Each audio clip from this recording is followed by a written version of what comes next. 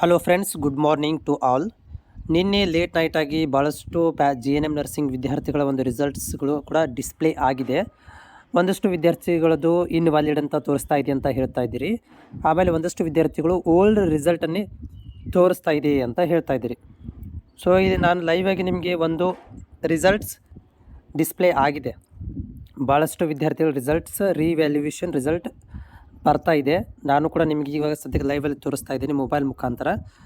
ಇಲ್ಲಿ ನಾನು ಸ್ಟೂಡೆಂಟ್ ಇದಕ್ಕೆ ರಿಸಲ್ಟ್ ಸೆಕ್ಷನಿಗೆ ಹೋಗಿ ಇಲ್ಲಿ ನಾ ಏನು ಮಾಡ್ತೀನಿ, ರಿಜಿಸ್ಟ್ರೇಷನ್ ನಂಬರನ್ನು ಎಂಟ್ರಿ ಮಾಡಿ ನಾವು ಓಕೆ ಕೊಟ್ಟಾಗ ಸೊ ಇಲ್ಲಿ ನಮಗೆ ಈಸಿಯಾಗಿ ರಿಸಲ್ಟ್ಸ್ ಡಿಸ್ಪ್ಲೇ ಆಗ್ತಾ ಇರೋದು ನಮಗೆ ಕಂಡು ಬರ್ತಾ ಇದೆ. ಸೊ ಲೋಡಿಂಗ್ ತೊಗೊಂತು, ಇಲ್ಲಿ ರಿಸಲ್ಟ್ ನೋಡ್ಬೋದು.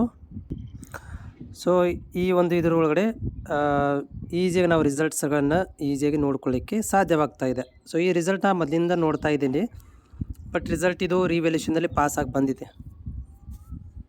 ಆಮೇಲೆ ಇದನ್ನು ಕೂಡ ತೋರಿಸ್ತಿದ್ದೀನಿ. ಸೊ ಇಲ್ಲಿ ನೋಡ್ಬೋದು ರಿವ್ಯಾಲ್ಯೂಷನ್ ರಿಸಲ್ಟ್ಸ್ ಸೆಕ್ಷನಲ್ಲಿ ಕೂಡ ನಿಮ್ಗೆ ಗೊತ್ತಾಗ್ತಾ ಇದೆ.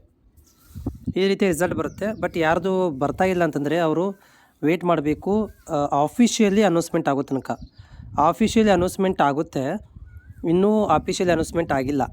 ಅವರು ಆಫಿಷಿಯಲಿ ಅನೌನ್ಸ್ಮೆಂಟ್ ಮಾಡಿದಾಗ ಇನ್ನೊಂದು ಸಲ ಅವರು ರೀಚೆಕ್ ಮಾಡ್ತಾರೆ, ಯಾವುದು ಮಿಸ್ ಆಗಿದೆ ರಿಸಲ್ಟ್ ಅನ್ನೋದನ್ನು ಚೆಕ್ ಮಾಡಿ ಅಪ್ಡೇಟ್ ಮಾಡ್ತಾರೆ. ಇನ್ ಕೇಸ್ ಆಫ್ ಸೋಮವಾರ ತನಕ ಈವ್ನಿಂಗ್ ತನಕ ನಿಮಗೆ ಅದು ಕ್ಲಿಯರ್ ಆಗ್ಬೋದು, ಅಥವಾ ಮಧ್ಯಾಹ್ನ ತನಕನೂ ಕ್ಲಿಯರ್ ಆಗ್ಬೋದು. ನೀವು ಸೋಮವಾರ ತನಕ ಕಾಯಬೇಕಾಗತ್ತೆ.